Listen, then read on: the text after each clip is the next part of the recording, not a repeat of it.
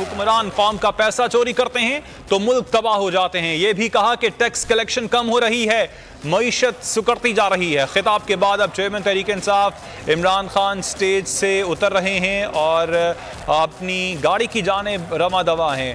खिताब करते हुए चेयरमैन तहरीक इंसाफ का कहना था कि अमीर लोगों को हमारा इंसाफ का निज़ाम नहीं पकड़ सकता, सिर्फ छोटे चोर पकड़े जाते हैं। पाकिस्तान में साफ और शफाफ इलेक्शन करवाए जाएं।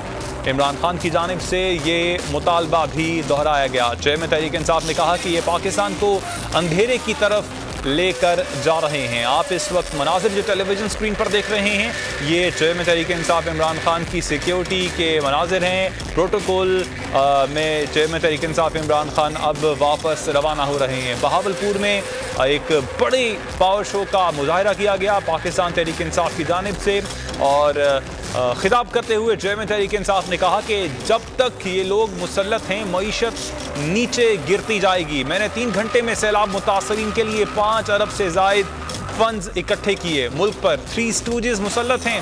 आप इस वक्त जो मनाज़िर देख रहे हैं ये चेयरमैन तहरीक इंसाफ इमरान खान के प्रोटोकॉल के मनाज़िर हैं और चेयरमैन तहरीक इंसाफ इमरान खान अब जलसा गाह से रवाना हो रहे हैं।